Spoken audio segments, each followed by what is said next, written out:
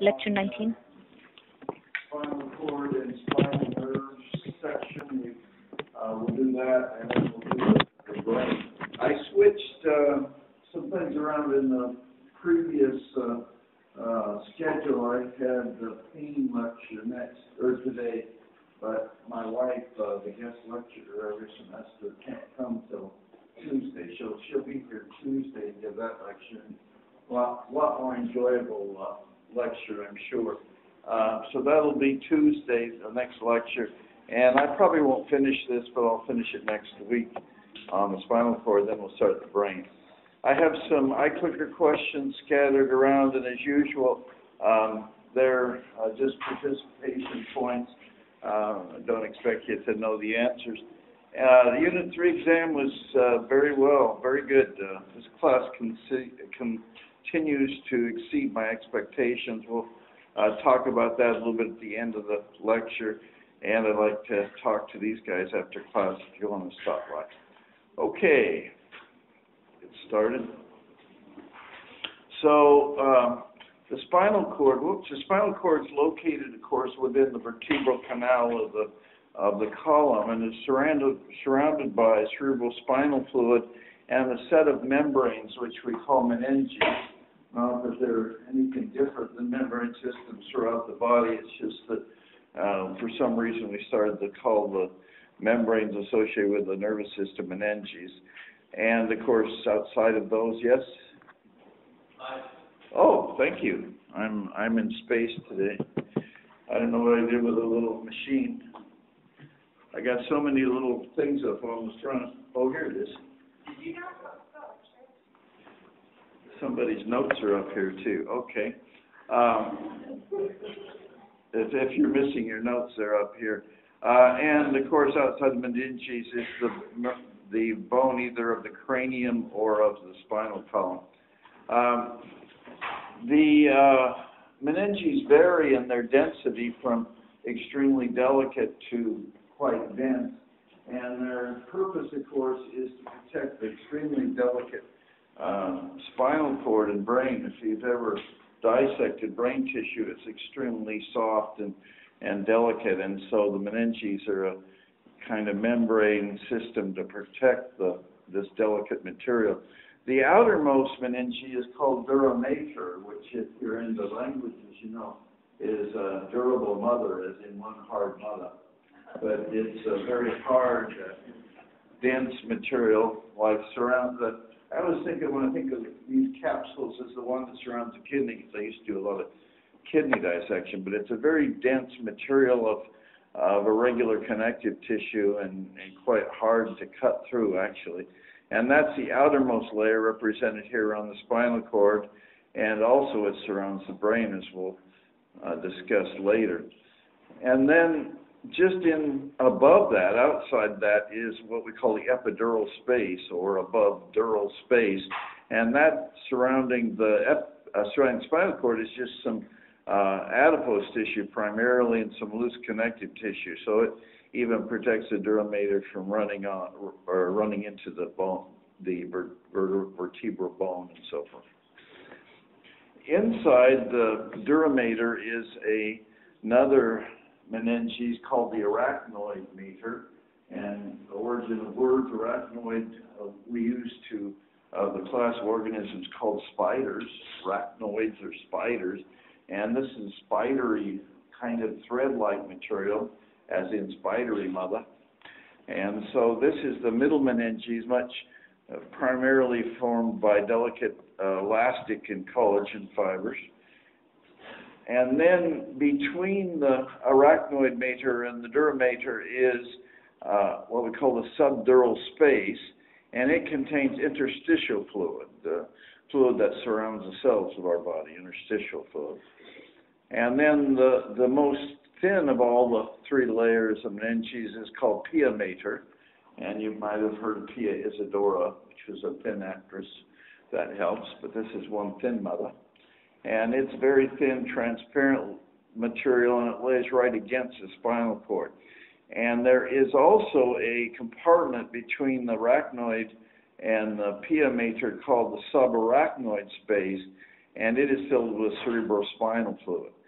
So there's compartments between each of these, and these same meninges and spaces not only surround the spinal cord but also the brain. This is a nice depiction of the dura mater and the arachnoid mater and the space between there, and what fluid or what compartment lies in each one. There's also a venous sinus up in the fissure above the cerebral cortex, where those small little arachnoid granules exist that where cerebrospinal fluid is absorbed, we talked about earlier. Okay, first question. You want to get your eye clickers out?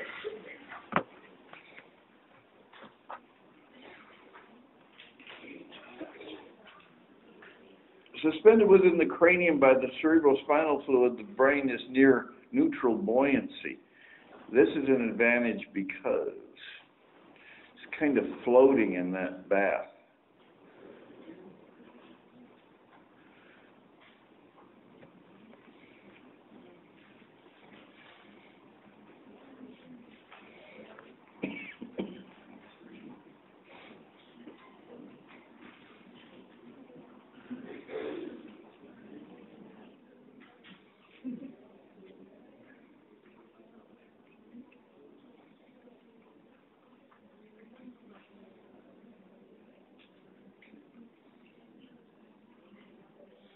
Doesn't matter what you choose. Go ahead and log in. It's just everybody gets credit. It's kind of interesting what you chose. Okay, 4 seconds.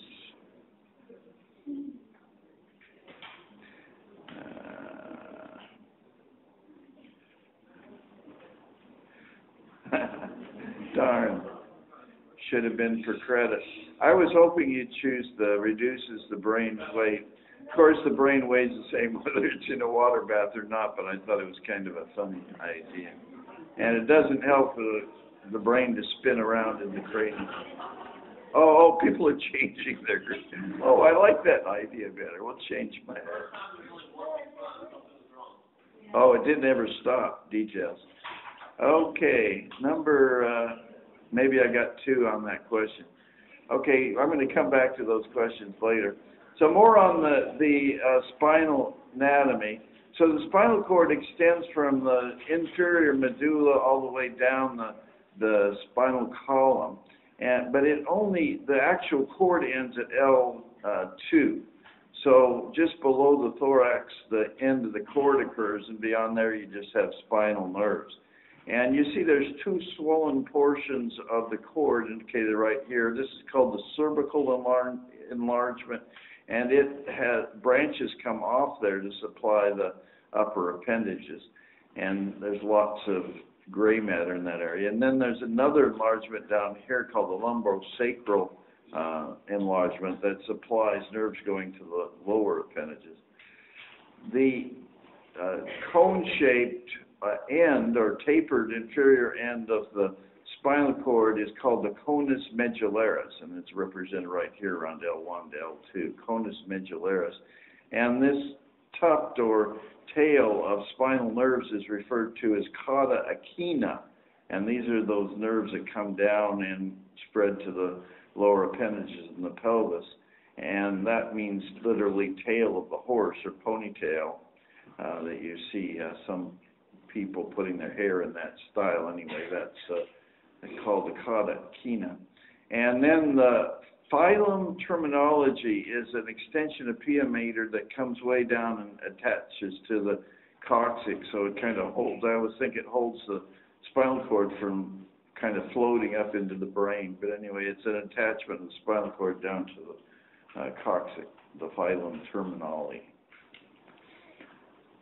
There's 31 segments of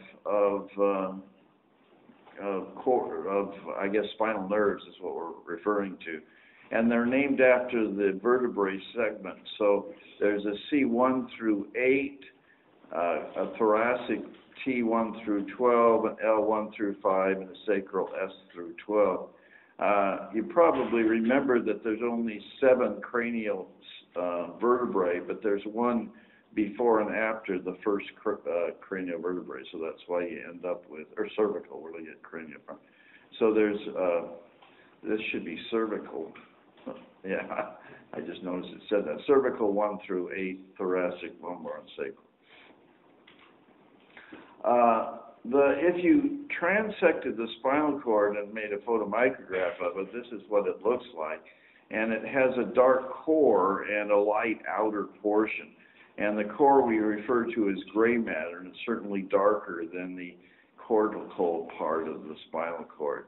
And it's in the shape of a butterfly that you can easily distinguish. So we'll be talking about the butterfly in the context of different parts of it. And then the matter outside, the part of the spinal cord outside the butterfly is called white matter. So we have gray matter, white matter, the nervous system. The spinal cord is divided almost completely in half by two sulcus and the fissure. The posterior one is called the posterior median sulcus, and the anterior division is called the anterior median fissure. And you notice the difference here between a fissure and a sulcus. A fissure is more open than a sulcus, but this is the anterior median fissure and the posterior median sulcus. The gray matter in the shape of a butterfly is, we refer to the parts of it as anterior and posterior horns in the opposite orientation. So this is an anterior horn, a posterior horn on each side. And then the material between the two butterfly wings are called commissures, gray commissures. So there's a gray commissure that goes between the left and right sides of the spinal cord. We also have commissures in the brain we'll talk about later, but it's where traffic goes from one side to the other. The central canal is filled with cerebrospinal fluid that extends the whole length of the spinal cord. The gray matter is mostly, not completely, but it's mostly cell bodies. Most of the cell bodies are in that gray matter, and the white matter are myelinated tracts and non-myelinated tracts that are going up and down the cord. So what I have is white matter columns of myelinated motor and sensory fibers. That's why it's white in color. And we also refer to these as by different names. These are called columns, or the other name is funiculi or funiculus. And so there's an anterior white column that's called the anterior funiculus. There's a posterior column and a lateral column. And each of them contains distinct different tracts, as we'll talk about, or bundles of fibers. So, another eye clicker question. The relative amount of gray and white matter varies along the length of the cord. Which would you expect to be correct based on your understanding of what gray matter is and what white matter is? So you could reason this, but see if it seems logical to you. Yeah, that's the first question I did twice.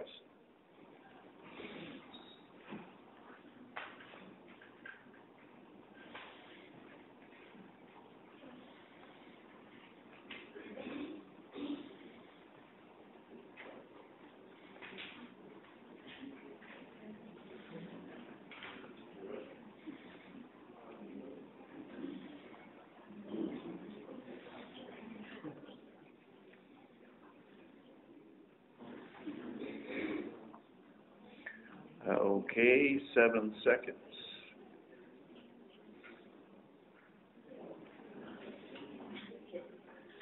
Be interesting how you replied here. Oh, good. All kinds of scatter there. Nobody chose E. Well, one person did choose E. That's good.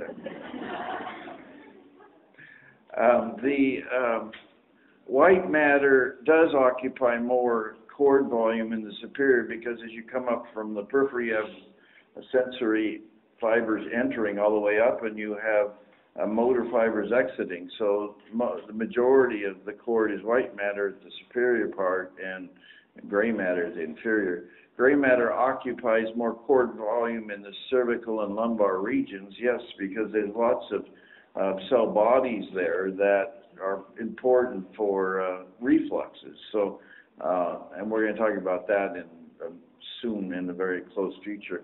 And the dictionary lists gray is correct for either E or A. It's just also a very important point.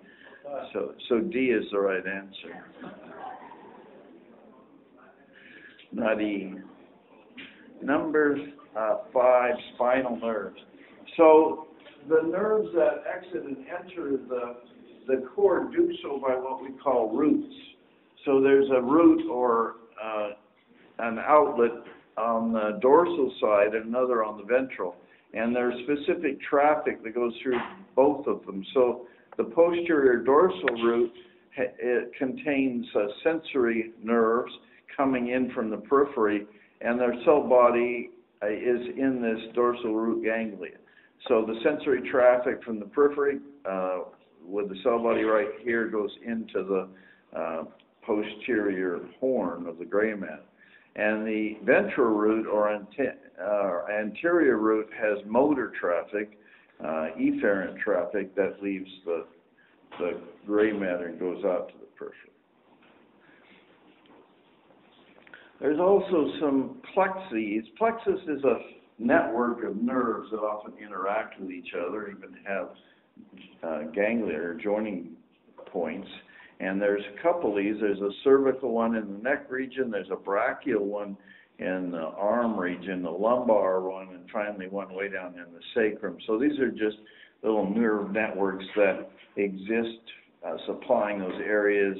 Where they come from is listed C1 through 5 and 5, C5 through T1 and so forth. Don't memorize those. It's just, and we're going to talk very little about the nerve plexes and where they what they do, but I just thought I'd at least list them.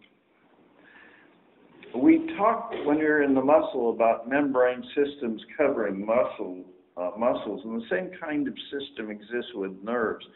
So we have an endoneurium around a single nerve. So this represents a nerve here, a fascicle of nerves, and each of these are nerves, and there's an endoneurium that surrounds the nerve.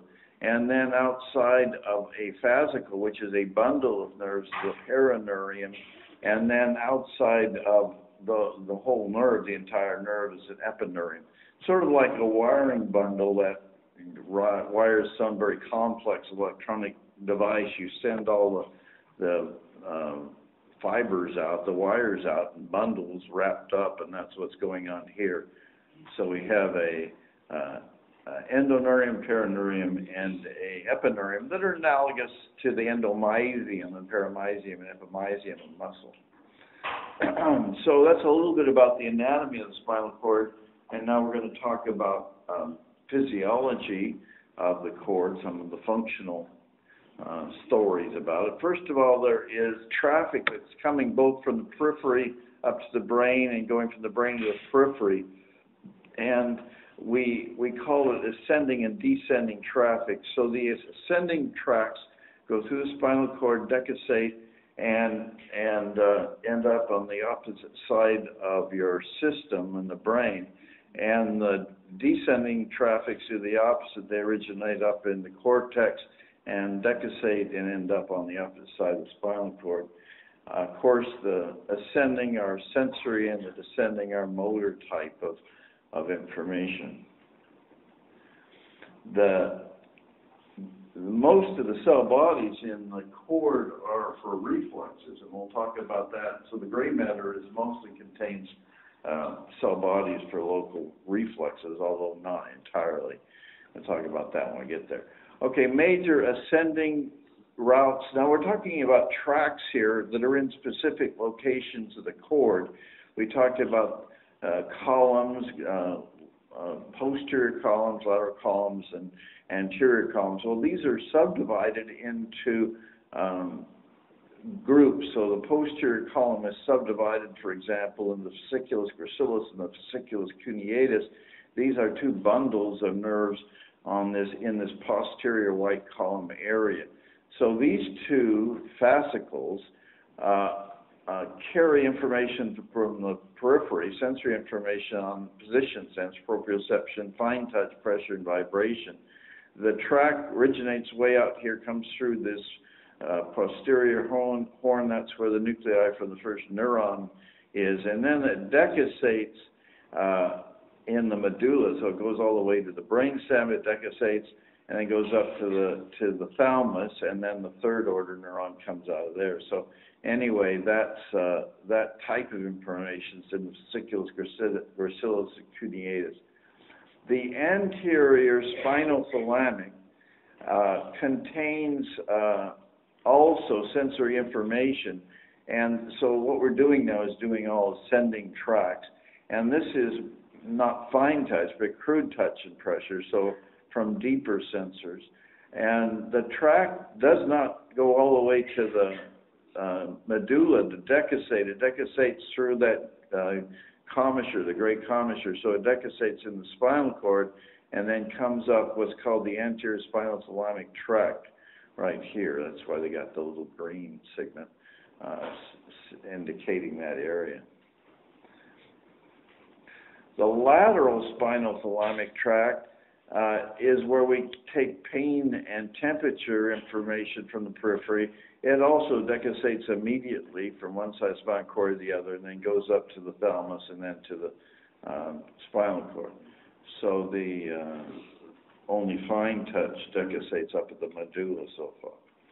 And finally, the spinocerebellar tracts, very interesting, and we'll talk about this next time, are in the lateral columns, and it's called anterior and posterior spinocerebellar tracts right here. One's more anterior than the other. And the names indicate that they come from the spine and go to the cerebellum. And you may know that the cerebellum, again, is our center for integration, for fine control of fine movement. And these are from our senses, our proprioceptors. So what they're doing is they're taking information from our muscles and their joints and taking it up to the cerebellum to coordinate from what the motor cortex wants. And we'll get into more detail on this later on. But they're in these lateral white horn. One's called anterior and the other's called posterior cerebellar tract. I think I mentioned that they decussate also. Oh, I'm going the wrong way. They also desiccate immediately. Okay, so that was the last ascending tract. Now we're going to talk about descending tracts. And there's more than both of these in each category. I'm just trying to do the most important. These are called major descending tracts. And the first one controls skeletal muscle activity and comes right from what we call the motor cortex.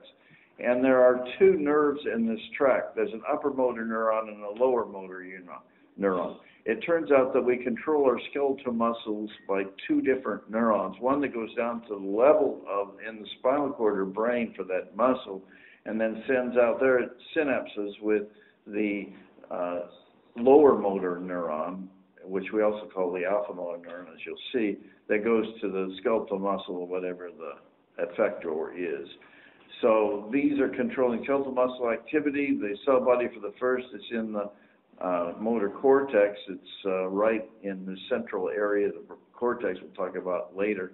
And then it goes down and synapses at the region of the skeletal muscle and then sends out this lower motor neuron. This lower motor neuron is only excitatory. It's not inhibitory, so it can cause the muscle to contract. But again, we'll see you can modify how much activity it has. The autonomic nervous system, and we have a whole lecture on that, the last lecture for the semester, begins at the hypothalamus, which is, you can't tell from this figure where it is, but it's right in the middle of the cerebrum, right between the two cerebral hemispheres in an area called the hypothalamus. We'll show you later. That's where the control centers are for our vegetative system that the autonomic nervous system originates from. So both the preganglionics from both the sympathetic and parasympathetic originate there, and then they have preganglionic and postganglionic neurons. So they come down with their preganglionic, and then they send, well, they come down with their, actually they call them, they send the preganglionic out, and then postganglionic is after the ganglion. So these are just visceral nerves, the visceral motor nerves. I said that wrong. And in fact, it's worded wrong because most of these, the cell body for the preganglionic is right at in the spinal cord. So this is actually, I'm going to correct that. I'll talk about it next time. But these are just visceral motor nerves, and then the preganglionic is at the level of that particular activity, and then the postganglionic comes out of a ganglion in the periphery. These are both inhibitory and stimulatory, so you can increase the activity and decrease the activity of the effectors directly by these. And we'll talk about how some of them have antagonistic mates. In other words, in some cases, sympathetic system will increase activity and parasympathetic will decrease it, vice versa. So usually you have innervation from both branches, both sympathetic and parasympathetic branches of the autonomic nervous system. But we'll spend a lot of time with that later on. Okay. Finally, we talk about the pyramidal and extrapyramidal system. And the pyramidal system is also called the corticospinal and travels down the corticospinal tracts. And there's two of these. There's an anterior there in gray here. There's an anterior on each side of the sulcus here. And then there's a lateral corticospinal tract out here. So these two large funiculi, if you will, are called corticospinal tracts.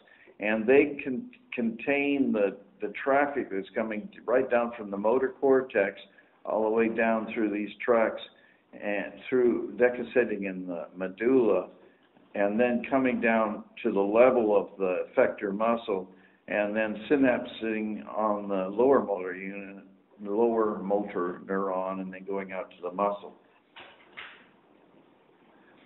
The extrapyramidal tract is all the other motor tracts, and they come from nuclei, which are essentially clusters of cell bodies in the middle of the cerebrum and also down in the brainstem.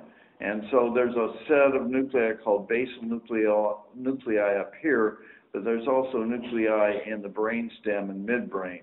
And the word nuclei once it just means dark area, and that's where lots of cell bodies are located. So we have one that comes from the red nucleus, we call a rubrospinal. One that comes from the vestibular nucleus, vestibular spinal. One comes from the colliculi, we call tectospinal, and reticulospinal. We'll go through each of those in detail. These are also go to that motor neuron, the alpha motor neuron or lower motor neuron, but they're going to control posture and coordinate and fine motor activity. So they're going to kind of modulate how the muscle will respond to the signals. So we'll start out with vestibulospinal. The vestibular nucleus is right here in the pons area. That's where these nerves originate, and they travel down the spinal cord to the anterior horn where they synapse with the here's the vestibular spinal tract right here in purple. They turns out synapse with the lower motor alpha motor neuron. The tectospinal starts out in these colliculi right here, and we'll point those out later, but there's 4 little bumps called superior and inferior colliculi. And they control reflexes with the eye and the head and the neck for mostly eye coordination, but also head movement and so forth. And so they go through the tectospinal tract, which is in green right here. The reticulospinal tract begins with the reticular formation, which is right in this area right here, and we'll talk about it later, but right in here. It's in the midbrain, just above they have it located all here. Most people say it's in this area right in the pons, upper pons and medulla area. But we'll talk about it and its function later on. But this is also some level of subconscious control of reflexes and up and down regulates reflexes. Rubrospinal comes from the red nucleus and goes to which is right here, goes through the rubrospinal tract, which is in the lateral horn, and is subconscious control of upper limb tone and movement. So all of these are kind of modulating the direct effect of the motor cortex on muscle activity mostly. We're going to integrate this with a lot with what we talk about next time. So most of our motor control begins in the motor cortex, but then it's modulated by the basal ganglia and the cerebellum.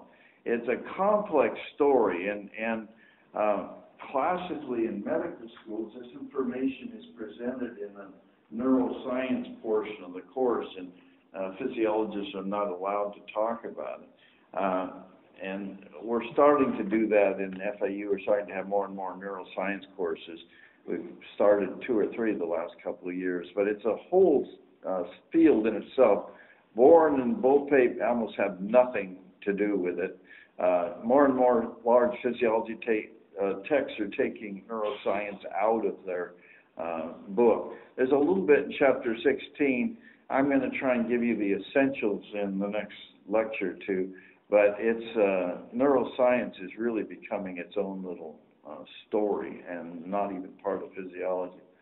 I'm going to just begin the story today, and I'll finish it next time we get together. But I'm going to tell you just a couple little parts of the story. Now, the alpha motor neuron, which is also called the lower motor neuron, has its cell body in the anterior horn and goes out through that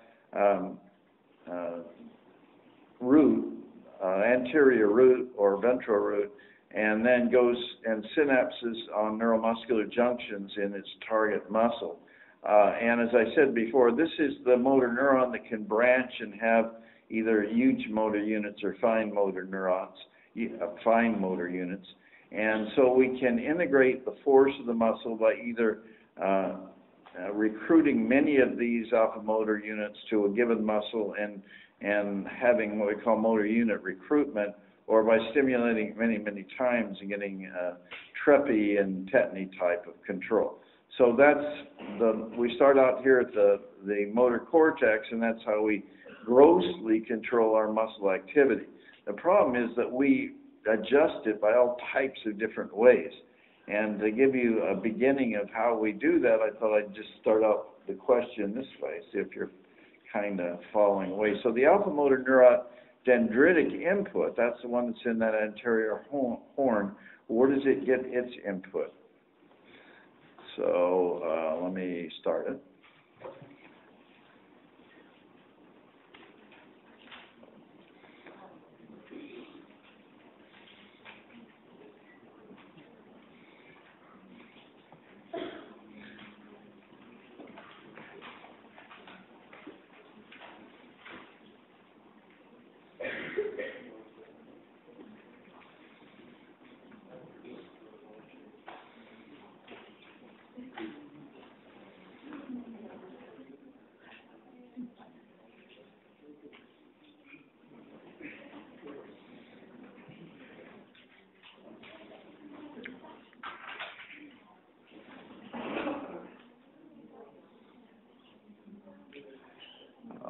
Okay. So this, yeah. So you're not at all following what's going on. This lower motor unit is also called the alpha motor neuron, and it's the one that goes directly to the neuromuscular junction. Part of its control, the principal control of it, is the upper motor neuron that comes right from the motor cortex. So that's the pyramidal tract, that's it. So that's usually the primary control of our muscle is pyramidal, close to that cortical spinal tract from the motor cortex down to the muscle.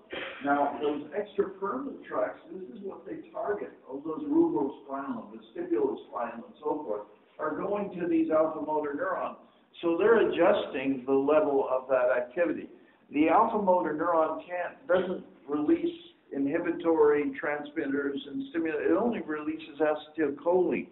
So what it has to do is integrate. It's got lots and lots of dendrites, and it integrates how much activity goes to the motor unit based on a variety of inputs from the cortex, motor cortex, and also those red nuclei that are getting in for red nuclei, those central nuclei that are getting information about limb position and so forth. So we're integrating all the different things going into the body before we contract the muscle.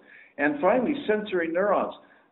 When you stick your hand, and we're going to get into spinal reflexes, but when you lean on a pin or burn yourself, that doesn't go up the cortex and tell you to pull your hand away. That goes through a little reflex arc, a spinal arc, that also goes to those same neurons. So sensory neurons, some of them without even an interneuron, send information to that same alpha motor neuron that cause the muscle to pull away from whatever the harmful stimuli is. And some of them have interneurons between them and the sensory neurons. So every one of these input into this spinal alpha motor neuron. So it's an extremely complex story.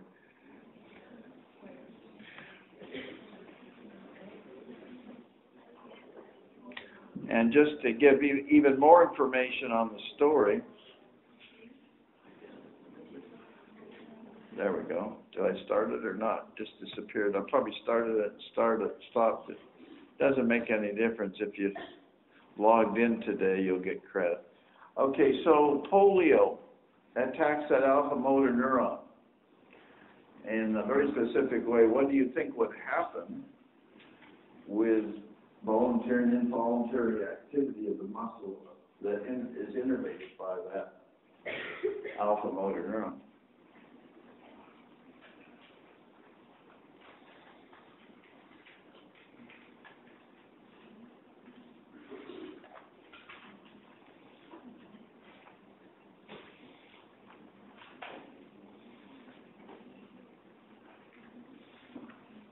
Five seconds.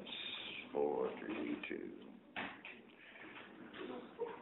Should have let you read it some more to think about it, but anyway. It turns out that's what I was trying to. This is just more of the. Whoops. This is just more of what I was. No, I can't get it to go up. This is just more of the same information I was trying to give you in the previous eye clicker question. In other words, the alpha motor unit or neuron is the last controller for the muscle. It's the only thing that goes to the muscle. So if you lose that, you lose reflexes, you lose vestibular control, you lose everything. And so that's what happens in polio, used to happen when polio was a serious problem, was the victims in that particular affected area would lose every type of control, the muscle, complete paralysis. So anyway, it's kind of helps us to know what was going on with that alpha motor neuron. But we'll talk more about that, because what we haven't integrated into the story is the sensory information that's coming up to tell the brain what's actually going on in the periphery, and that's where we're going in the next couple lectures, our next couple slides. And we're also going to talk about spinal reflexes. So some cool stories coming up in the next lecture. What? See what people chose? No, what is the correct answer? Oh, it's, I'm sorry, I never said that. E. You lose everything, voluntary and involuntary control. So you not only lose involuntary, you lose voluntary, because that's the only way we control the muscle at all.